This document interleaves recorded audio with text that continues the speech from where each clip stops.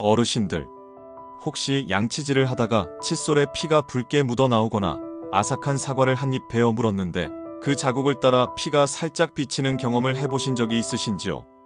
아마 많은 분들이 에이, 요즘 좀 피곤해서 그런가 보다 하고 대수롭지 않게 넘기셨을 겁니다. 하지만 우리 몸은 절대 이유 없이 신호를 보내지 않습니다.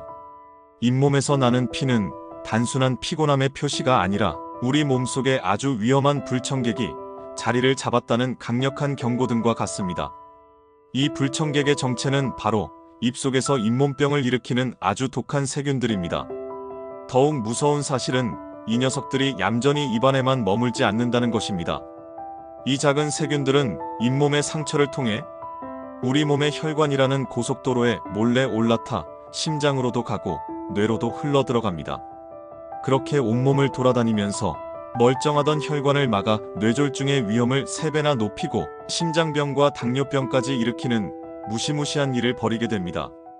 안녕하세요. 백세천국 어르신들. 저는 지난 30년간 어떻게 하면 우리 어르신들이 고통 없이 그리고 큰돈 들이지 않고 당신의 치아를 지킬 수 있을까? 오직 그 한 길만 파고든 치과의사 이민석 원장입니다. 저는 평생을 바쳐 어르신들의 치아 한 개라도 더 살리고 더 오래 쓰시게 하는 것을 제 소명으로 삼아왔습니다. 그래서 오늘 제가 아주 큰 마음을 먹고 이 자리에 섰습니다. 이야기를 본격적으로 하기 전에 한 가지만 여쭤보겠습니다. 지금 이 영상을 보고 계신 지역을 댓글에 남겨주세요. 서울, 부산, 대전, 제주 어디든 좋습니다. 또 이 영상을 보신 이유도 함께 적어주시면 다른 어르신들께도 더 큰 도움이 될 수 있습니다. 우리 어르신들, 잇몸이 붓고 피가 나면 의뢰 텔레비전 광고에서 본 유명한 잇몸 약부터 찾으시는 경우가 많습니다. 한 달에 몇만 원씩 하는 그 약을 먹으면 왠지 잇몸이 튼튼해지는 것 같고 마음이 놓이실 수 있습니다. 하지만 제가 오늘 치과 의사의 양심을 걸고 솔직하게 말씀드리겠습니다. 그런 방법으로는 결코 우리 어르신들의 소중한 치아를 끝까지 지킬 수 없습니다. 오히려 치과 의사들이 정말로 효과를 인정하면서도 한편으로는 이것 때문에 우리 병원 망하는 것 아니냐 하고 농담처럼 두려워하는 것이 있습니다. 놀라지 마십시오. 약국에서 단돈 2,000원이면 살 수 있는 아주 작은 약 하나입니다. 이 약 하나만 제대로 쓸 줄 알아도 지긋지긋한 잇몸의 피와 고름, 그리고 입냄새의 고통에서 해방될 수 있습니다. 이제부터 제가 그 놀랍고도 간단한 비법을 하나씩 알려드릴 테니 화면에서 눈을 떼지 마시길 바랍니다. 그런데 말입니다. 이 잇몸병이 정말로 무서운 진짜 이유는 바로 통증도 없이 소리 소문 없이 찾아온다는 데 있습니다. 마치 조용한 암살자처럼 우리 몸속에서 가장 단단한 보석인 치아의 기반을 서서히 무너뜨리기 때문입니다. 어르신들, 혹시 어릴 적에 흙을 높이 쌓아두고 그 가운데 나뭇가지를 꽂은 뒤 돌아가면서 흙을 한 줌씩 파내던 놀이를 기억하시는지요? 그 놀이를 가만히 보면 흙을 조금씩 파낼 때는 나뭇가지가 꼼짝도 하지 않습니다. 그러다가 어느 순간 누군가 흙을 딱 한 줌 더 파내는 순간 그제야 나뭇가지가 힘없이 와르르 쓰러지고 맙니다. 우리 잇몸뼈와 치아가 정확히 이 놀이와 똑같습니다. 잇몸병을 일으키는 세균들이 우리 치아를 받치고 있는 단단한 잇몸뼈를 매일 밤낮으로 조금씩 녹여내고 있습니다. 하지만 잇몸뼈가 절반 가까이 녹아내릴 때까지도 우리는 대부분 아무런 증상을 느끼지 못합니다. 치아는 여전히 단단하게 박혀있는 것처럼 느껴지고 밥 먹는데도 아무런 지장이 없기 때문입니다. 그래서 많은 분들이 내 이는 아주 튼튼해하고 자신하십니다. 그러다가 잇몸뼈가 더는 버틸 수 없는 마지막 한계점에 도달했을 때 바로 그 놀이의 나뭇가지처럼 치아가 갑자기 흔들리고 붓고 욱신거리기 시작하는 것입니다. 그래서 저희 의사들은 이 잇몸병을 가리켜 입속의 암이라고 부르기도 합니다. 암처럼 특별한 통증 없이 조용히 병을 키우다가 뒤늦게 발견되는 경우가 너무나도 많기 때문입니다. 양치할 때 피가 나는 것은 우리 잇몸이 보내는 첫 번째 구조 신호입니다. 차갑거나 뜨거운 음식을 드실 때 이가 시큰거리는 것은 잇몸뼈가 녹아내려 소중한 치아의 뿌리가 드러나고 있다는 증거입니다. 여기서 병이 더 깊어지면 입에서 좋지 않은 냄새가 나고 고름이 나오기 시작합니다. 이 정도가 되면 이미 잇몸뼈는 거의 다 녹아내려 치아를 더는 손 쓸 수 없는 지경에 이른 경우가 대부분입니다. 멀쩡하던 이가 왜 갑자기 일어나 싶어 치과에 갔다가 당장 이를 빼야 한다는 청천벽력 같은 이야기를 듣게 되는 이유가 바로 여기에 있습니다. 바로 이때 몸의 이상을 느낀 많은 분들이 안타깝게도 병을 더 키우는 가장 큰 실수를 저지르곤 하십니다. 그렇다면 잇몸이 보내는 위험 신호를 뒤늦게 알아차렸을 때 많은 분들이 저지르는 가장 치명적인 실수는 과연 무엇일까요? 그것은 바로 아픈 잇몸을 병원이 아닌 잘못된 민간요법이나 광고 속 약에 의지하는 것입니다. 아마 우리 어르신들 중에는 예전부터 굵은 소금으로 잇몸을 문지르면 왠지 개운하고 소독되는 기분이 들어 즐겨 하셨던 분들이 계실 겁니다. 하지만 이는 정말로 위험한 행동입니다. 상처난 우리 잇몸을 날카로운 왕소금으로 문지르는 것은 부드러운 우리 얼굴 피부를 거친 사포로 문지르는 것과 똑같은 일입니다. 당장은 시원한 느낌이 들지 몰라도 연약한 잇몸은 수많은 상처를 입게 되고 단단한 치아마저 닳아 없어져 오히려 병을 더욱 키우게 됩니다. 더욱 안타까운 경우는 텔레비전에 나오는 유명한 잇몸 약에만 의존하시는 것입니다. 광고를 보면 이가 아파서 고통받던 사람이 그 약을 먹고 언제 아팠냐는 듯이 딱딱한 음식도 마음껏 먹지 않습니까? 그 모습을 보면 아, 저 약만 먹으면 내 잇몸도 금방 좋아지겠구나 하고 마음이 혹할 수밖에 없습니다. 하지만 치과 의사의 눈으로 보면 이것만큼 위험천만한 약도 없습니다. 잠시 한 말씀 드리겠습니다. 여기 계신 어르신들이 백세천국을 구독해 주시고 좋아요 한번 눌러주시면 더욱 힘을 내어 건강과 생활정보, 복지제도 변화 소식을 더 빠르게 받아보실 수 있게 열심히 제작하겠습니다. 여러분의 작은 응원 하나가 저희에게는 큰 힘이 됩니다. 그 잇몸 약들이 효과가 전혀 없는 것은 아닙니다. 일시적으로 붓기를 가라앉히고 통증을 잠시 잊게 해주는 효과는 분명히 있습니다. 바로 그 점이 문제입니다. 그 잠깐의 효과 때문에 병이 나아가고 있다고 착각하게 만들고 정말로 치과에 가야 할 황금 같은 시간을 놓치게 만들기 때문입니다. 골마 터지기 직전인 상처에 연고는 바르지 않고 그저 살색 반창고만 붙여서 겉으로 보기에 멀쩡하게 만드는 것과 같습니다. 그렇게 약에 의지하며 한 달, 두 달 시간을 보내는 동안 우리 잇몸뼈는 안에서 소리 없이 계속 녹아내리고 있습니다. 결국 약효가 더는 듣지 않을 때가 되어서야 치과를 찾으시지만 그때는 이미 손을 쓸 수 없을 만큼 병이 깊어져 있는 경우가 너무나도 많습니다. 비싼 돈은 돈대로 쓰고 소중한 치아는 치아대로 잃게 되는 가장 안타까운 상황에 처하게 되는 것입니다. 진짜 해답은 그렇게 비싸고 복잡한 곳에 있지 않습니다. 우리 주변 아주 가까운 곳에 놀랍도록 저렴하고 간단한 방법이 숨어 있습니다. 자, 이제부터가 가장 중요합니다. 제가 30년 의사 생활에 양심을 걸고 알려드리는 우리 어르신들의 잇몸을 살릴 그 놀라운 비법을 공개하겠습니다. 비싼 잇몸 약도 아니고 아픈 치과 치료도 아닙니다. 그 주인공은 바로 어느 약국에 가시든 단돈 2,000원이면 살 수 있는 헥사메딘이라는 작은 약입니다. 아마 많은 어르신들께서 처음 들어보는 생소한 이름일 수 있습니다. 이 약은 잇몸에 영향을 주는 영양제가 아닙니다. 우리 입속에서 염증을 일으키는 나쁜 세균들을 아주 강력한 힘으로 소독하고 박멸하는 일종의 입안의 소독약입니다. 원래는 치과에서 이를 빼거나 큰 수술을 한 뒤에 상처가 덧나지 않도록 균을 죽이기 위해 환자분들께 드리는 전문약입니다. 그만큼 효과 하나는 확실하다는 뜻입니다. 그런데 여기서 가장 중요한 점이 있습니다. 이 약을 그저 일반 가글액처럼 입안에 한가득 머금고 우물우물 헹궈내기만 해서는 절대 제대로 된 효과를 볼 수 없습니다. 그것은 약의 절반도 채 쓰지 못하고 버리는 것과 같습니다. 무릎에 상처가 났을 때 바지 위에 소독약을 붓는 사람은 아무도 없습니다. 면봉에 약을 묻혀 상처 부위에 직접 꼼꼼히 발라야만 효과가 있는 것처럼 잇몸도 똑같습니다. 방법은 아주 간단합니다. 먼저 약국에서 파는 가느다란 치간 칫솔을 준비합니다. 그리고 이 헥사메딘 약을 작은 종지나 뚜껑에 조금 따른 뒤 치간 칫솔을 그 약에 푹 담급니다. 이렇게 약을 흠뻑 묻힌 치간 칫솔을 이용해서 평소 잇몸이 좋지 않았던 치아와 치아 사이 그리고 어금니 사이사이를 부드럽게 닦아주시기만 하면 됩니다. 이렇게 약을 묻혀서 닦아주면 소독약 성분이 칫솔이 닿지 않는 잇몸 깊숙한 곳, 바로 세균들의 소굴로 직접 침투하게 됩니다. 그렇게 며칠만 꾸준히 관리해 주시면 잇몸에서 나던 피가 멎고 퉁퉁 부었던 잇몸이 가라앉으며 입냄새까지 눈에 띄게 줄어드는 놀라운 경험을 하시게 될 겁니다. 다만 이 약은 효과가 강력한 만큼 매일 습관처럼 쓰시는 것은 좋지 않습니다.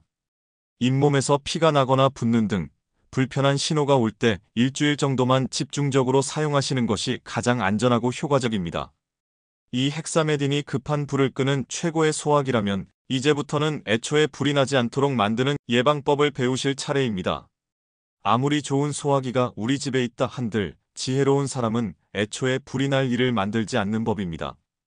헥사메딘이라는 약이 잇몸에 급한 불을 끄는 최고의 소화기라면 지금부터 제가 알려드리는 것은 매일매일 불이 날 위험 자체를 없애는 아주 확실한 예방법입니다. 어렵지 않으니 저를 믿고 천천히 따라와 주시길 바랍니다.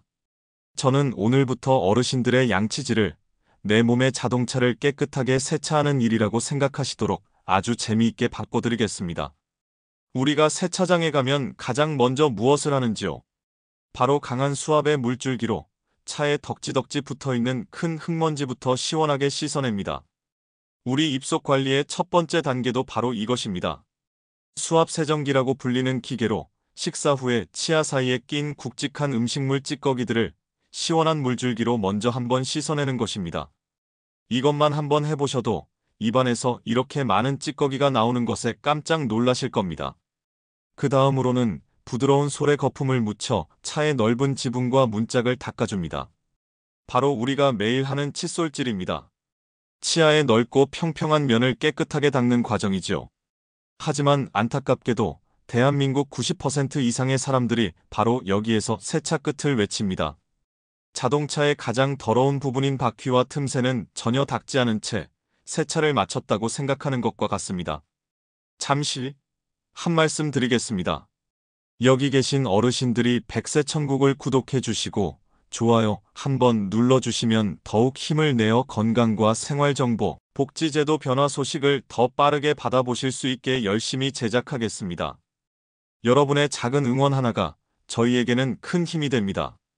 세차의 고수들은 자동차 바퀴의 휠이나 문틈 같은 좁은 공간을 작은 솔을 이용해 따로 닦아줍니다.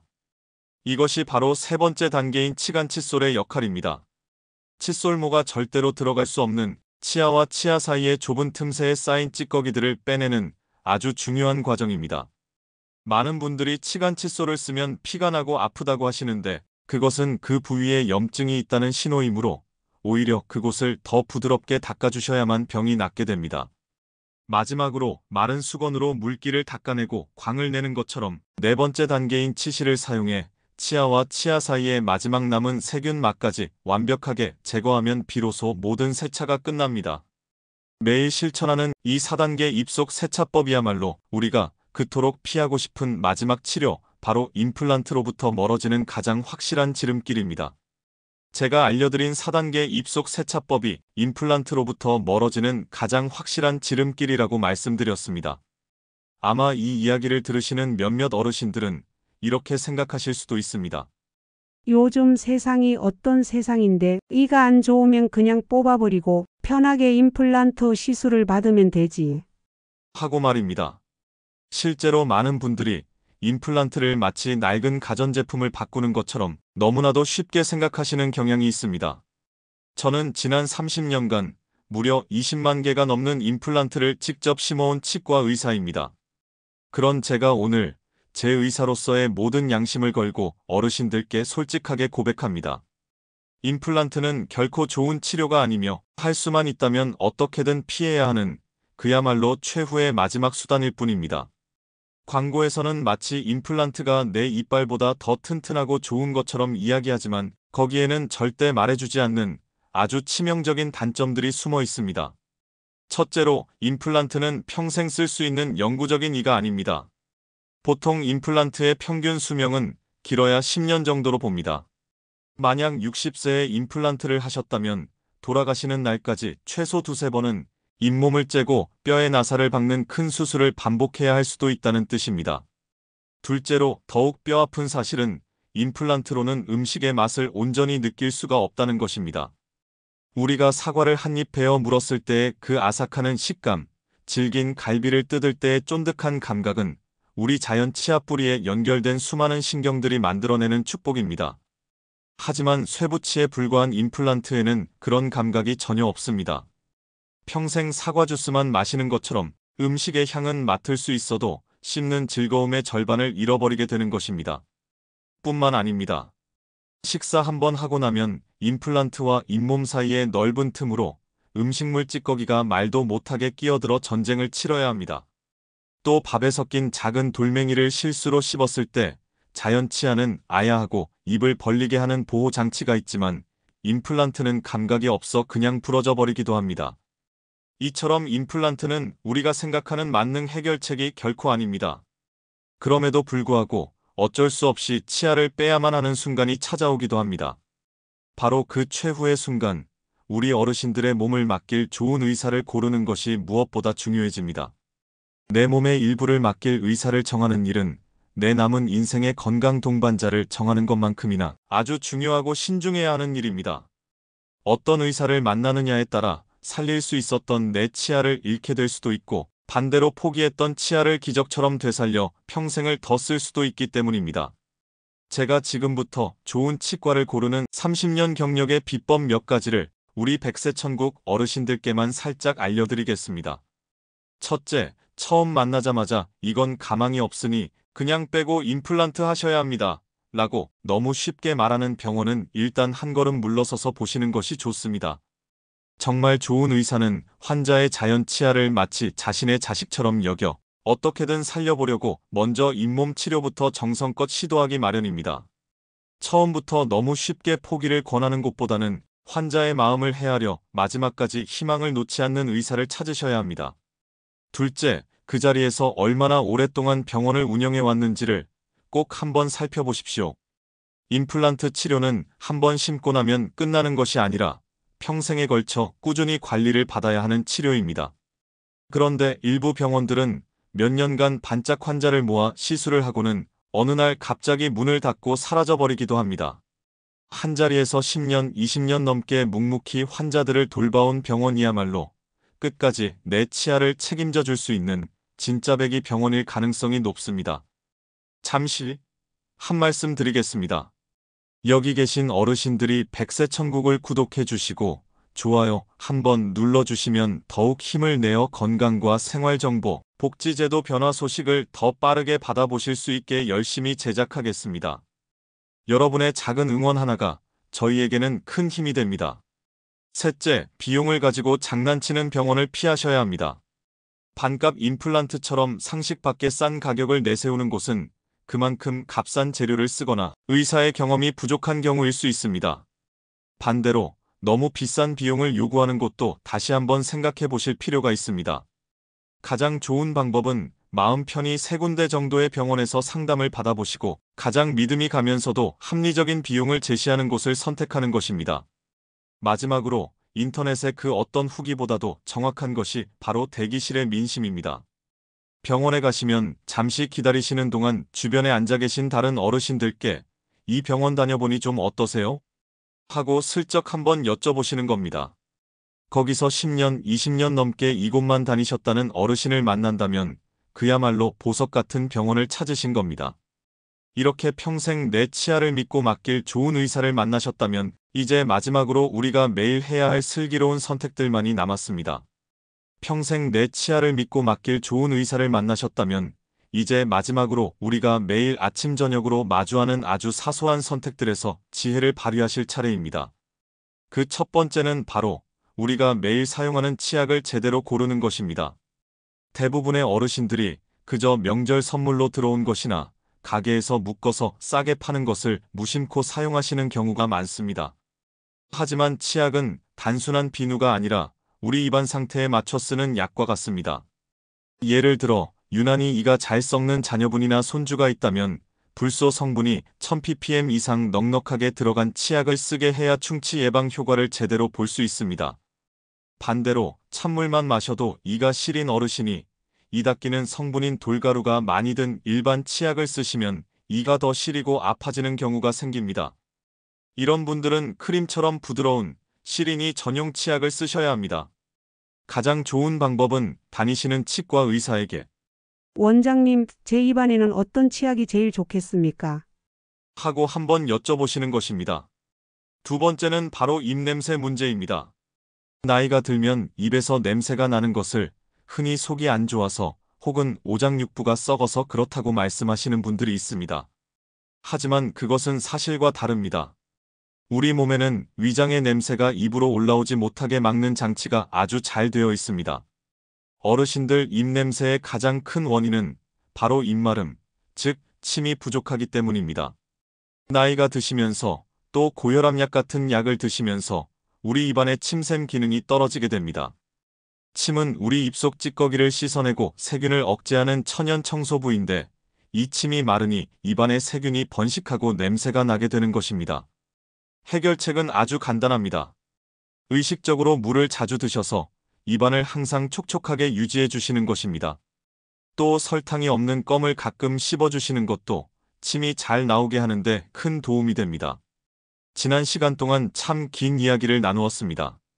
14억 원의 가치를 지닌 우리 치아의 소중함부터 온몸을 병들게 하는 잇몸병의 무서움, 그리고 단돈 2,000원짜리 헥사메딘의 기적, 4단계 입속 세차법과 임플란트의 함정, 좋은 의사를 고르는 비법까지. 이 모든 이야기의 결론은 단 하나입니다. 우리 어르신들의 건강과 행복은 다른 누가 지켜주는 것이 아니라 오늘 당장 내가 실천하는 작은 습관에 달려 있다는 것입니다. 14억이라는 거금보다 훨씬 더 소중한 것은 내 치아로 맛있는 음식을 마음껏 씹으며 행복을 느끼는 우리 어르신들의 건강한 웃음입니다. 부디 오늘부터라도 올바른 습관을 통해 100세까지 건강한 치아와 행복한 삶을 누리시길 진심으로 기원하겠습니다. 지금까지 여러분의 치과의사 이민석 원장이었습니다. 감사합니다.